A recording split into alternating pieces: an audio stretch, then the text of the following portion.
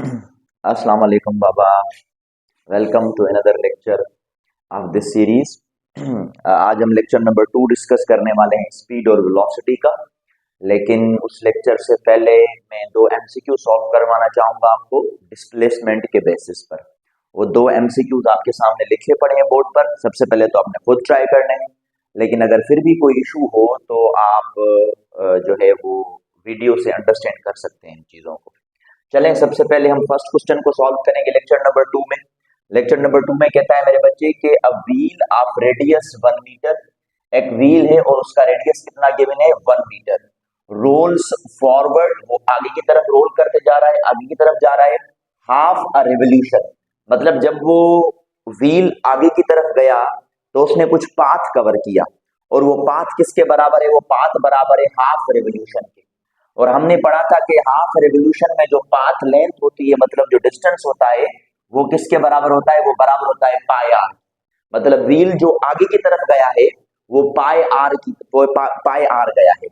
देखिए ये व्हील है हमारे पास, ठीक है मेरे बच्चे। इस व्हील का रेडियस 1 मीटर है, याद रखिएगा।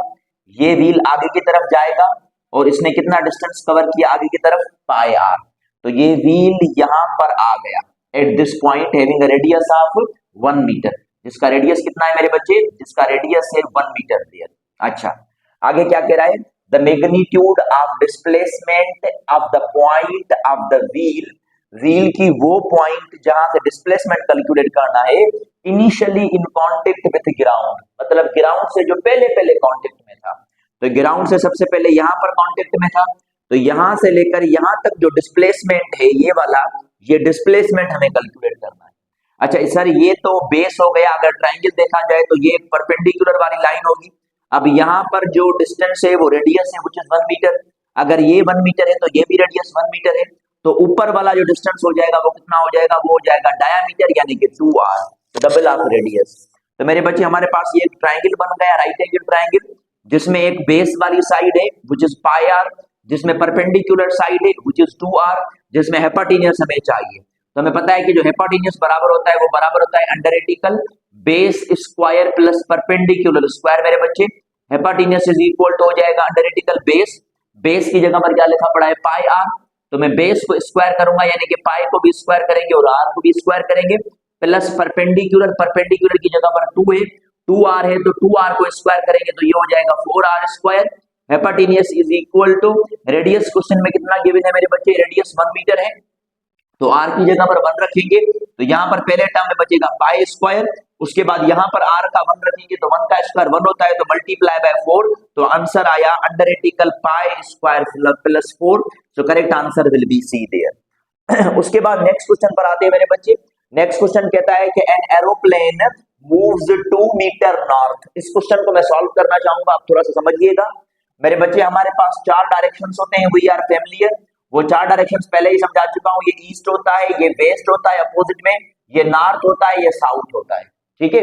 कहता है कि एक एरोप्लेन है जो 2 मीटर नॉर्थ की तरफ जा रहा है। अब इनको मैं थोड़ा सा एक्सिस की बुनियाद पर समझाता हूं ताकि आपको आइडिया मिले। जब ईस्ट की तरफ जाए या वेस्ट की तरफ जाए तो ये हॉरिजॉन्टल लाइन है, और हॉरिजॉन्टल लाइन में एक्स एक्सिस होता है यानी कि आई। तो ये ईस्ट की तरफ आएगा तो मैं पॉजिटिव आई कंसीडर करूंगा। जब ये वेस्ट की तरफ जाएगा तो मैं क्या कंसीडर करूंगा? नेगेटिव आई, मतलब एक्स एक्सिस वाली लाइन। अगर ऊपर की तरफ जाए तो क्या कंसीडर करेंगे? पॉजिटिव जे। और अगर नीचे की तरफ आए तो क्या कंसीडर करेंगे? नेगेटिव जे। तो अब इसका डिस्प्लेसमेंट लिखें। कैसे लिखेंगे? कह रहा है कि 2 मीटर नॉर्थ। अब नॉर्थ की तरफ कौन सा वेक्टर बना पड़ा है? पॉजिटिव जे, तो मैं लिखूंगा इट बिकम्स पॉजिटिव 2j। आगे कहता है 1 मीटर साउथ। अब साउथ नीचे की तरफ है और नीचे की तरफ क्या है मेरे बच्चे? -j, तो लिखेंगे -1j। ये 1 जो मीटर गिवन है, एंड 4 मीटर अपवर्ड। अब इस चीज को समझना है, 4 मीटर अपवर्ड क्या है? अपवर्ड का मतलब ऐसे है कि ये से मेरे पास ये पेज है ना, तो पेज से ये बाहर की तरफ निकल रहा है, और ये जो बाहर की तरफ एक्सिस होता है इसको k कहते हैं, यानी कि z एक्सिस।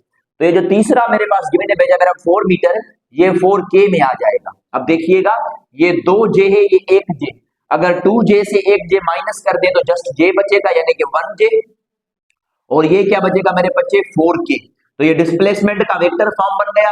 अब अगर मुझे इसका मैग्नीट्यूड चाहिए तो अंडररेटिकल j के कोएफिशिएंट का स्क्वायर, j का कोएफिशिएंट नहीं है तो 1 कंसीडर करेंगे, तो 1 का स्क्वायर करेंगे प्लस k का कोएफिशिएंट 4 है तो 4 का स्क्वायर कर देंगे मेरे बच्चे। 1 का स्क्वायर 1 होता है, 4 का स्क्वायर 16 होगा।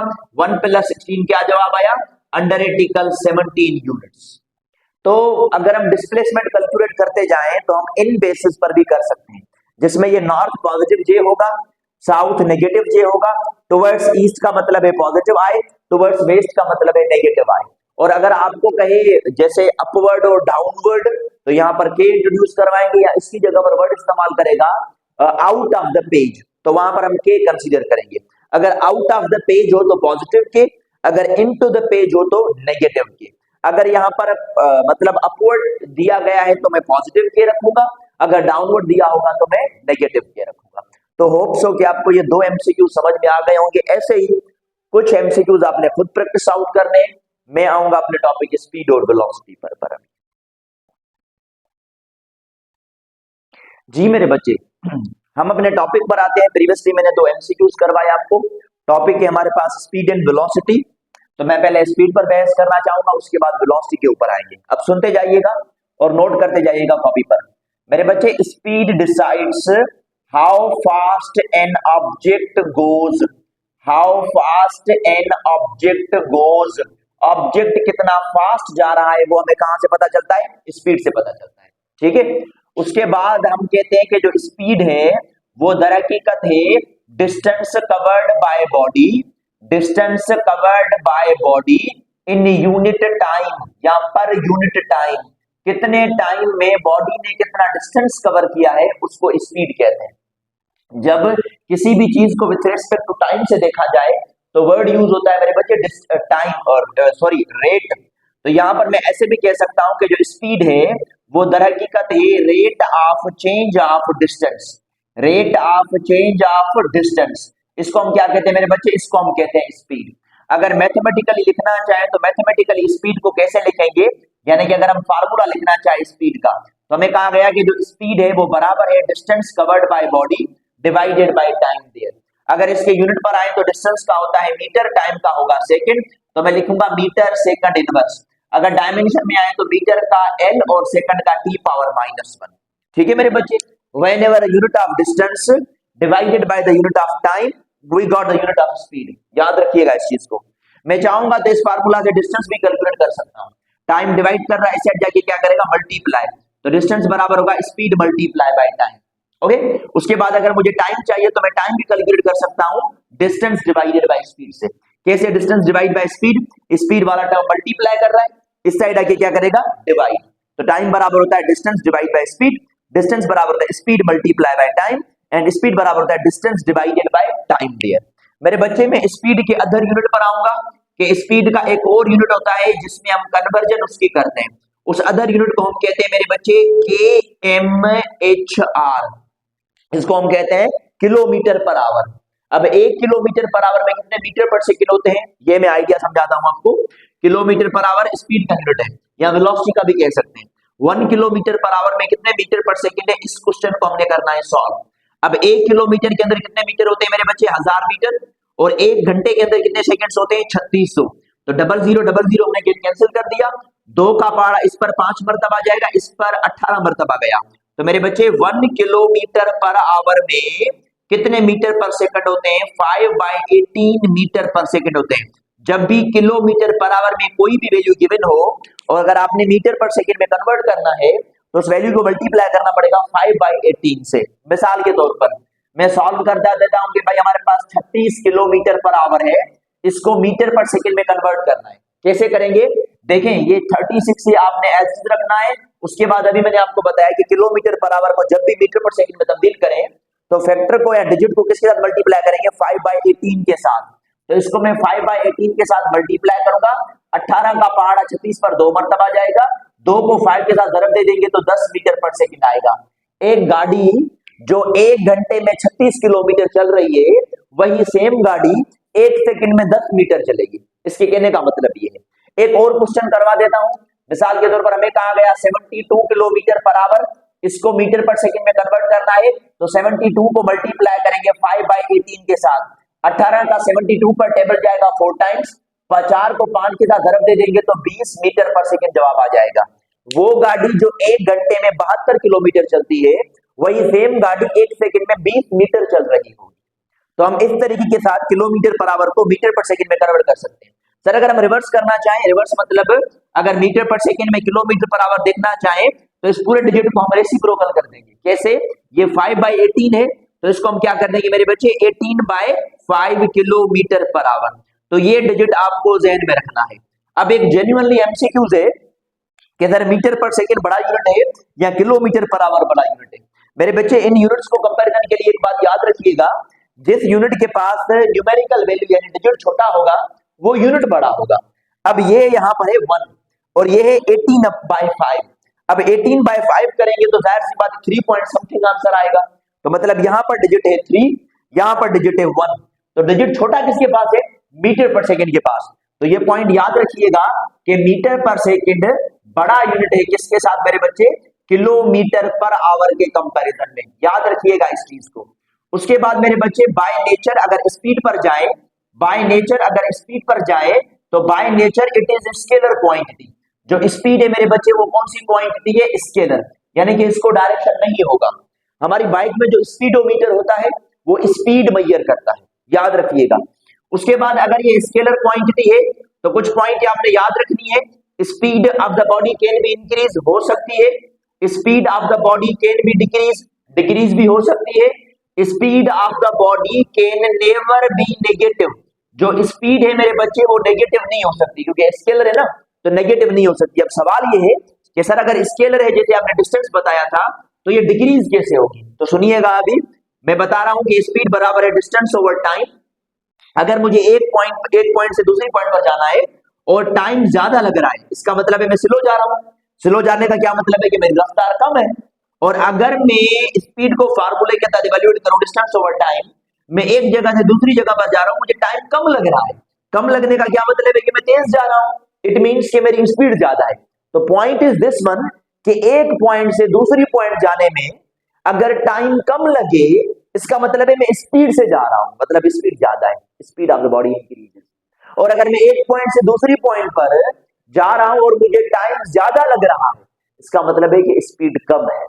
तो speed of the body can be increased, speed of the body can be decreased, लेकिन speed never be negative. Sir speed zero हो सकती है मेरे बच्चे जब ऑब्जेक्ट किस पर हो? रेस्ट पर हो, तब हम स्पीड को जीरो कंसीडर करते हैं। तो मैं उम्मीद करता हूं कि आपको ये स्पीड का इंट्रोडक्शन समझ में आ गया होगा। इसको जल्दी से नोट कर ले। तो मैं मूव ऑन करूंगा अब इनकी टाइप्स के ऊपर।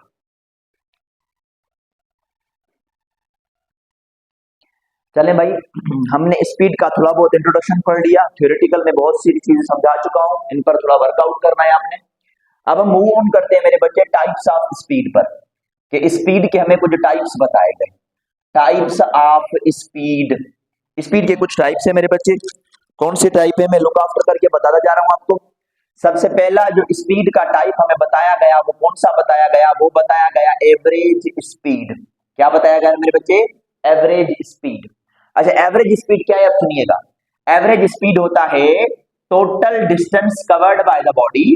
बॉडी ने पूरे पाथ में जो डिस्टेंस कवर किया उसको डिवाइड किया जाता है किस टाइम के साथ मेरे बच्चे? टोटल टाइम के साथ, तो उसको हम एवरेज स्पीड कहते हैं। मतलब एवरेज स्पीड एक ऐसी चीज है जिसमें टोटल डिस्टेंस को टोटल टाइम के साथ डिवाइड किया जाता है। मिसाल के तौर पर यहां पर मैं समझा देता हूं। एक बंदा है जो एक पॉइंट से दूसरी पॉइंट की तरफ गया, उसने डिस्टेंस कवर किया 5 मीटर का। फिर वो दूसरी पॉइंट से तीसरी पॉइंट की तरफ गया, उसने डिस्टेंस कवर किया 2 मीटर का। फिर वो उस पॉइंट से आगे की तरफ गया, डिस्टेंस कवर किया 1 मीटर। ठीक है मेरे बच्चे, पहले पाथ में 5 मीटर, दूसरे पाथ में 2 मीटर, तीसरे पाथ में 1 मीटर। और बंदा यहां पर आके रुक गया। जाहिर सी बात है अब जो टोटल पाथ कवर किया है तो उसमें टाइम तो लगेगा। जब इसने 5 मीटर तय किया तो इसमें टाइम कितना लगा? 2 सेकेंड। जब इसने 2 मीटर किया तो इसको टाइम कितना लगा? 1 सेकेंड। फर्दर जब इसने 1 मीटर कवर किया तो इसको टाइम लगा 1 सेकेंड। अब मुझे इसकी एवरेज स्पीड कैलकुलेट करनी है मेरे बच्चे। तो अब एवरेज स्पीड क्या है? एवरेज स्पीड है total distance covered by the body. Body ने जो टोटल डिस्टेंस कवर किया है उसको टोटल टाइम के साथ डिवाइड किया जाएगा। अब टोटल डिस्टेंस बॉडी ने कितने कवर किए हैं? 3। पहले पाथ का डिस्टेंस है d1, दूसरे पाथ का d2, तीसरे पाथ का d3। पहले में टाइम लगा t1, फिर T2, देन T3। पहला डिस्टेंस कितना है मेरे बच्चे 5, दूसरा कितना है 2, नेक्स्ट वन है 1। उसके बाद टोटल टाइम कितना लगा मेरे बच्चे 2 + 1 + 1, 5 + 2 + 1, what the answer comes 8 divided by 2 + 1 + 1, answer will B 4। 4 का पारा 8 पर लगाए 2 मीटर पर सेकेंड, तो हमें उस ऑब्जेक्ट की एवरेज स्पीड मिल गई। एवरेज स्पीड का मतलब ऐसे समझ लें कि टोटल पाथ की स्पीड, मतलब टोटल पाथ में कितनी स्पीड रही उसकी, तो वो कितनी रही मेरे बच्चे 2 मीटर पर सेकेंड। तो आई एम होपिंग कि आपको आइडिया समझ में आ गया होगा एवरेज स्पीड कैलकुलेशन। हमने जब भी एवरेज स्पीड कैलकुलेट करनी है तो टोटल डिस्टेंस को डिवाइड करना है टोटल टाइम के साथ। तो such type of speed is named as मेरे बच्चे एवरेज स्पीड, उसको एवरेज स्पीड कहा जाता है। हम दूसरे टाइप ऑफ स्पीड की तरफ जाएंगे, और दूसरा टाइप ऑफ स्पीड क्या कहलवाता है, दूसरा टाइप ऑफ स्पीड कहलवाता है इंस्टेंटेनियस स्पीड, जिसको जाहिर किया जाता है मेरे बच्चे VINS, इंस्टेंटेनियस। अच्छा इंस्टेंटेनियस अब क्या है, इंस्टेंटेनियस वर्ड का मतलब होता है किसी भी लम्हे की बात की जाए। लम्हे का मतलब ये है कि किसी भी इवेंट की बात की जाए, और वो जो इवेंट हो वो शॉर्ट इंटरवल ऑफ टाइम में हो, मतलब बड़े टाइम की हम बात नहीं करेंगे। तब हम इंस्टेंटेनियस स्पीड जब भी मालूम करते हैं मेरे बच्चे, तो टाइम को शॉर्ट करते हैं, और इतना तो शॉर्ट कर देते हैं जो वो ना होने के बराबर हो जाता है, मतलब t टेंड्स टू 0। बाकी स्पीड कैलकुलेट करने का फार्मूला क्या है, डिस्टेंस ओवर टाइम। तो जब भी हमने इंस्टेंटेनियस स्पीड मालूम करनी है तो इंस्टेंटेनियस स्पीड कैलकुलेट करने का जो फार्मूला है वो ये है, limit t tends to 0, distance divided by time, we got the instantaneous speed, हमें इंस्टेंटेनियस स्पीड मिल जाएगी। एक और एग्जांपल देके बताता हूं, मिसाल के तौर पर ये ग्राउंड है मेरे बच्चे, इस ग्राउंड से सर्टेन हाइट पर एक बॉल पड़ा है, मैंने क्या किया इस बॉल को छोड़ा, जब मैंने बॉल को छोड़ा तो बॉल ने किस पर हिट किया, बॉल ने ग्राउंड पर हिट किया, तो जाहिर सी बात है कुछ टाइम लगा होगा। अब ग्राउंड से जैसे बॉल ने हिट किया, हिट करने के बाद बॉल ऊपर आया, अब कुछ एनर्जी लॉस हुई होगी, तो बॉल इतना ऊपर नहीं आएगा। अब दोबारा जब बॉल ऊपर आया तो यहां तक आया, सही है। अब बॉल ने दोबारा नीचे जाना है, अब जो टाइम लगेगा वो उससे शॉर्ट लगेगा, क्योंकि अब पाथ छोटा हो गया। तो अब ये दोबारा बॉल नीचे की तरफ आएगा, हिट करके उसके बाद ऊपर की तरफ जाएगा, ये और छोटा जाएगा। ये अब कह रहे हैं ना कि बॉल इतना तो नीचे चला जाए कि ये टाइम बिल्कुल ना होने के बराबर लगे, टाइम जितना शॉर्ट लग जाएगा। तो इस किस्म की स्पीड को हम क्या कहते हैं मेरे बच्चे, इंस्टेंटेनियस स्पीड, जिसमें टाइम को क्या किया जाता है, जिसमें टाइम को शॉर्ट किया जाता है। शॉर्ट इतना तो किया जाता है कि 0 तो नहीं होता, लेकिन टेंड्स टू 0 और अप्रोचेस टू 0 हो जाता है। तो उस किस्म की स्पीड को क्या कहते हैं हम, इंस्टेंटेनियस स्पीड।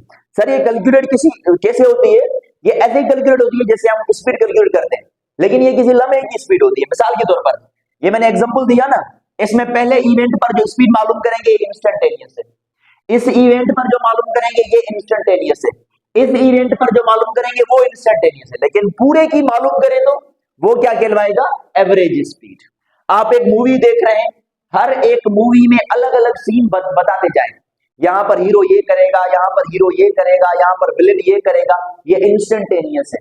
लेकिन अगर आप पूरी मूवी का कंक्लूजन बता देते हैं तो ये एक एवरेज कहलवाता है।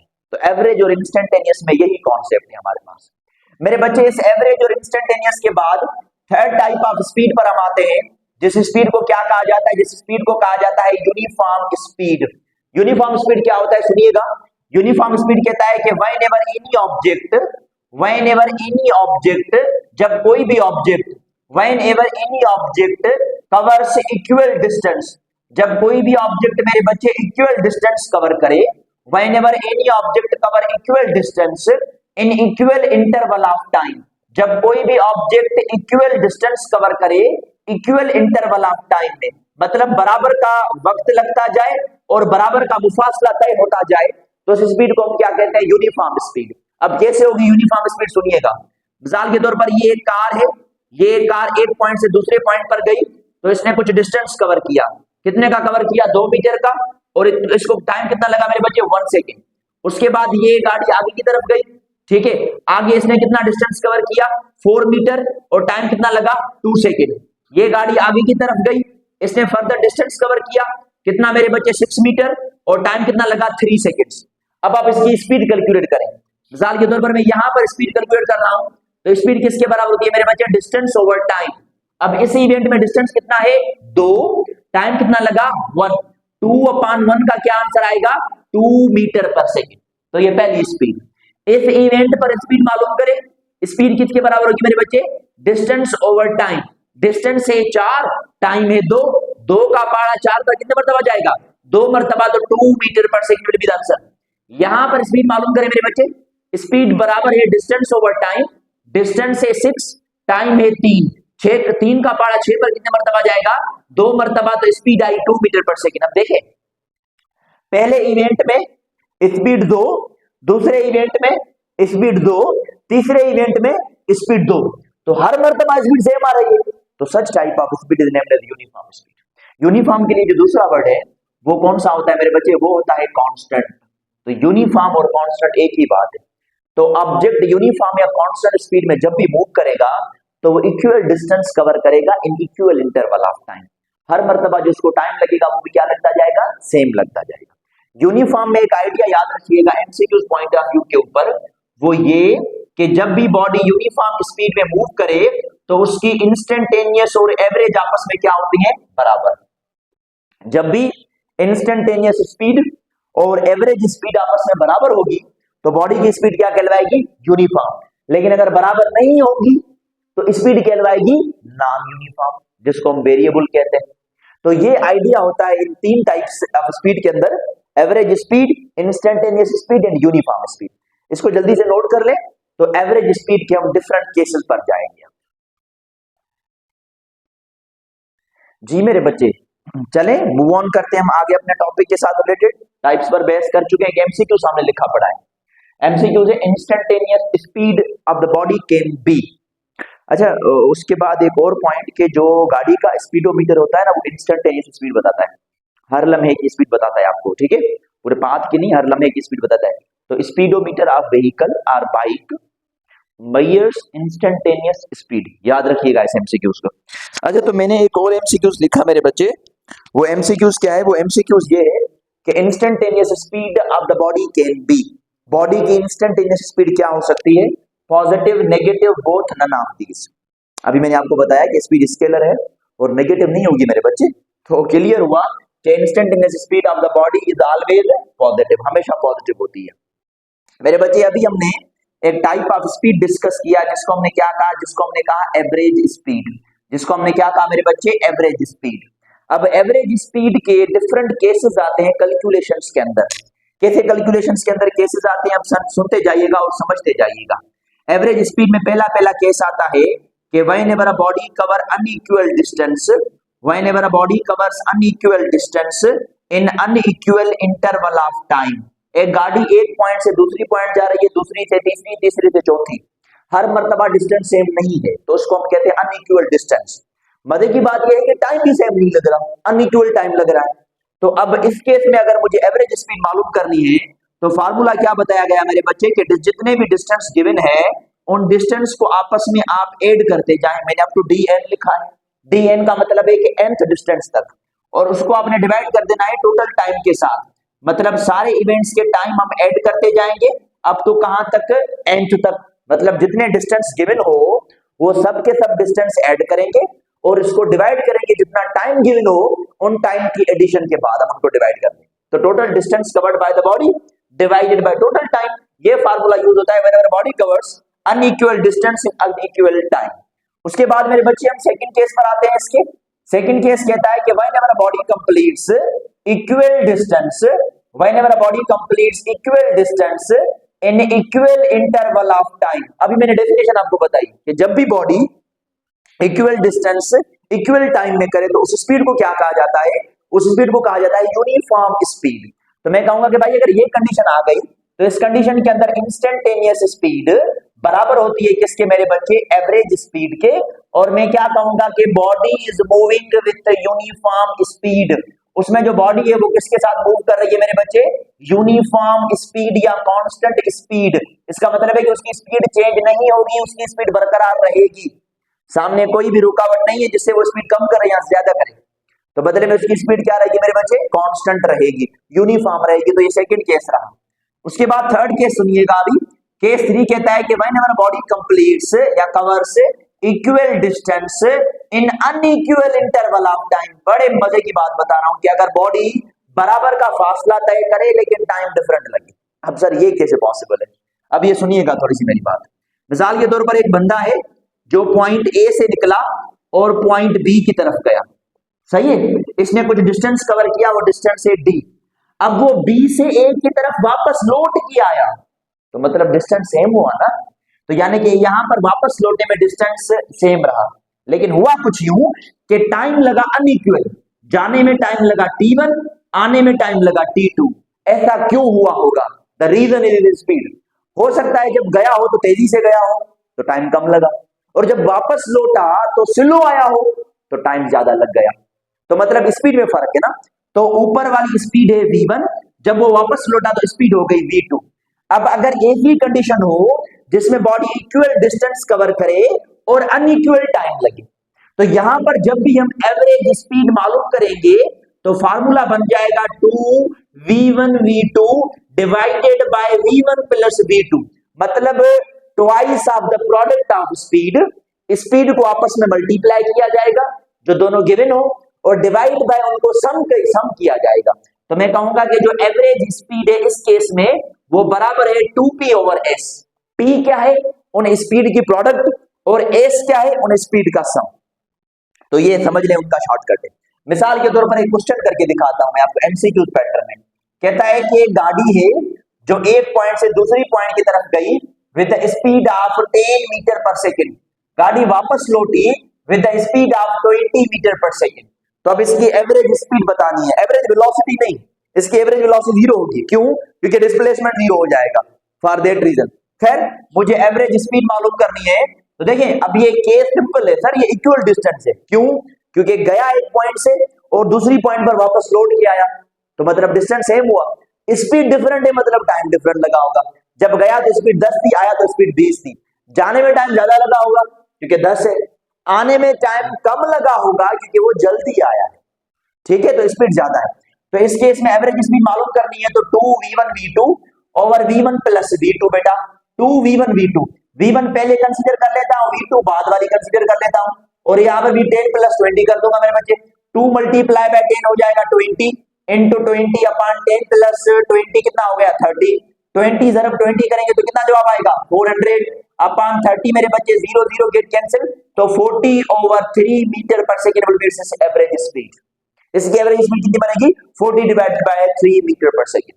तो मैं उम्मीद करता हूं आपको आइडिया समझ में आ गया होगा कि अगर object equal distance unequal interval of time में करे तो ये है उसकी एवरेज स्पीड कैलकुलेट करने का फार्मूला। जहन में होगा सर अगर अनइक्वल डिस्टेंस और इक्वल टाइम हो तब क्या करेंगे। तो चलें इसको नेक्स्ट बोर्ड पर डिस्कस करते हैं। जी मेरे बच्चे, केस 4 की तरफ हम जा रहे हैं और फाइनल केस एवरेज स्पीड का। केस 4 कहता है कि whenever body complete covers unequal distance in equal time, तब कैसे काउंट करेगा। इसका मतलब क्या है सुनिएगा। इसका मतलब ये है कि एक बंदा है जो पॉइंट ए से पॉइंट बी की तरफ गया, ठीक है, फिर पॉइंट बी से पॉइंट सी की तरफ गया। अब सिनेरियो देखिएगा, पॉइंट ए से बी तक एक डिस्टेंस गिवन है जिसको मैंने d1 कहा। अब शेप में देखें क्या डिस्टेंस सेम है दोनों? नहीं, डिफरेंट है ना। तो यहां पर जो डिस्टेंस है वो d2 है। बने की बात ये है कि टाइम दोनों में सेम लगा, यहां पर t यहां पर t। ऐसा क्यों हुआ होगा? ऐसा तब वजह होगा क्योंकि इन दोनों की जो स्पीड है ना वो डिफरेंट है। जब ये a से b तक गया तो स्पीड v1 थी, b से c तक गया तो स्पीड v2 थी। b से c तक पाथ बड़ा है तो इसका मतलब वो तेजी से गया होगा सेम टाइम के लिए, और यहां पर पाथ छोटा है पहले वाले सिनेरियो में a से b तक, इसका मतलब है कि वो स्लो गया होगा। तो यानी कि स्पीड दोनों की डिफरेंट है। अगर इस सिनेरियो में मैंने एवरेज स्पीड मालूम करनी है मेरे बच्चे, एवरेज स्पीड, तो ये किसके बराबर होती है? बराबर होती है s ओवर 2। s का क्या मतलब है? सम, यानी दोनों को ऐड करना। तो मैं दोनों स्पीड को ऐड करूंगा मेरे बच्चे, v1 plus v2 divided by 2 दे। तो इस केस में जब भी मुझे एवरेज स्पीड मालूम करनी है it's formula will be v1 plus v2 divided by 2। चलें एक क्वेश्चन सॉल्व कर लेते हैं। अ train moves from one station, एक ट्रेन जो है वो मूव कर रही है एक स्टेशन से दूसरी station, from one station to another, एक स्टेशन से दूसरी स्टेशन की तरफ, विथ स्पीड, कितनी स्पीड बेटा? With speed of 20 kilometre per hour. Train की ये स्पीड है 20 kilometre per hour. At the same time, मतलब फिर सेम टाइम पर, at the same time it moves to another station, वो दूसरी स्टेशन की तरफ जा रही है। It moves to N other station, कितनी स्पीड के साथ मेरे बच्चे? With speed of 30 kilometre per our. Calculate its average speed, हमें क्या कैलकुलेट करनी है मेरे बच्चे? उसकी एवरेज स्पीड कैलकुलेट करनी है। केस कौन सा है ये मैं समझा देता हूं। यहां पर एक वर्ड लिखा हुआ है eight the same time. Same time का क्या मतलब है? कि उसको वक्त सेम लगेगा। वक्त सेम का मतलब है इक्वल टाइम। अगर इक्वल टाइम में स्पीड डिफरेंट है, इसका मतलब है इक्वल डिस्टेंस होगा। तो इस सिनेरियो में मैंने बताया कि एवरेज स्पीड किसके बराबर है मेरे बच्चे? v1 प्लस v2, दोनों को ऐड करके डिवाइड बाय 2 करेंगे। पहली स्पीड कितनी है? 20, दूसरी है 30, डिवाइड बाय 2, 20 प्लस 30 कितना हो जाएगा? 50/2, 2 का पारा 50 पर जाएगा 25 times. So the answer will B 25 kilometre per our. तो ये कंडीशन है जिसमें हम एवरेज स्पीड मालूम करेंगे whenever body completes unequal distance in equal time. तो average speed most important topic है इस स्पीड के अंदर, जिसमें हमने 4 केसेस डिस्कस किए। Unequal distance unequal time, equal distance equal time, equal distance unequal time और अनइक्वल डिस्टेंस इक्वल टाइम। तो आपने क्या करना है, मैंने कुछ क्वेश्चन प्रैक्टिस किए हैं, आपने अपने क्वेश्चंस बनाने और खुद प्रैक्टिस करने। तो जब आप 1-2 मरतबा प्रैक्टिस करेंगे तो आपको फार्मूला इवैल्यूएट होता जाएगा। जी मेरे बच्चे, हम इस वीडियो के नेक्स्ट पोर्शन की तरफ आते हैं। स्पीड में जितने ज्यादातर डिस्कशन था मैं कर चुका हूं। नेक्स्ट टास्क हमारे पास है वेलोसिटी। अच्छा, वेलोसिटी क्या है? वेलोसिटी सुनते जाइएगा। Velocity explains how fast and in which direction, how fast and in which direction object moves. Object कितना फास्ट जा रहा है और ऑब्जेक्ट किस डायरेक्शन में जा रहा है, वो वेलोसिटी। याद रखिएगा, मैंने एरो दे दिया है, इसका मतलब है बाय नेचर वो कौन सी क्वांटिटी है मेरे बच्चे? Vector quantity. इसका डायरेक्शन किसकी तरफ होगा? Its direction is towards the direction of motion. इसका डायरेक्शन किसकी तरफ होगा मेरे बच्चे? Towards the direction of motion. याद रखिएगा, इसका डायरेक्शन ऑफ मोशन की तरफ होगा। उसके बाद वेलोसिटी है क्या? वेलोसिटी कहते हैं rate of change of displacement को। किसको कहते हैं मेरे बच्चे? Rate of change of displacement को। या मैं ऐसा कह लूं कि displacement covered by body, body ने डिस्प्लेसमेंट कवर किया, displacement covered by body in unit time या पर यूनिट टाइम, तो वर्ड रेट इस्तेमाल किया जाता है। मैथमेटिकली लिखेंगे तो वेलोसिटी बराबर है डिस्प्लेसमेंट ओवर टाइम। यूनिट लिखें तो मीटर पर सेकंड या मीटर सेकंड इनवर्स, या इसको LT इनवर्स कह सकते हैं। ठीक है मेरे बच्चे। उसके बाद अगर मुझे यहाँ से डिस्प्लेसमेंट मालूम करना है तो टाइम डिवाइड कर रहा है, वेलोसिटी का मल्टीप्लाई करेगा तो velocity multiply by time there. तो होप्स हो कि आपको फार्मूला समझ में आ गया होगा regarding velocity. Having the same unit of that of speed, having the same dimension as that of speed there. मेरे बच्चे एक क्वेश्चन दिया गया कि an object completes one revolution. एक ऑब्जेक्ट है, उसने 1 रिवोल्यूशन कंप्लीट किया है, 1 रिवोल्यूशन इन टाइम t। उसने 1 रिवोल्यूशन कंप्लीट किया है, कितने टाइम में मेरे बच्चे? In time t। Time t में उसने 1 रिवोल्यूशन कंप्लीट किया है। आपने क्या बताना है? उसकी वेलोसिटी कैलकुलेट करनी है और उसकी स्पीड कैलकुलेट करनी है। वेलोसिटी का फार्मूला क्या है मेरे बच्चे? Displacement over time. जब एक चक्कर पूरा हुआ तो डिस्प्लेसमेंट क्या हुआ? 0। तो 0 ओवर t का तो क्या आंसर आया? 0 मीटर पर सेकेंड। यानी कि मूविंग बॉडी की वेलोसिटी 0 हो सकती है जबकि डिस्प्लेसमेंट 0 हो। अगर स्पीड मालूम करेंगे तो डिस्टेंस ओवर टाइम, एक चक्कर कंप्लीट करने में डिस्टेंस लगा 2πr और टाइम t गिवन है। तो ये रही उसकी एवरेज स्पीड या जस्ट स्पीड भी मैं कह सकता हूं। एक और क्वेश्चन पर आएंगे।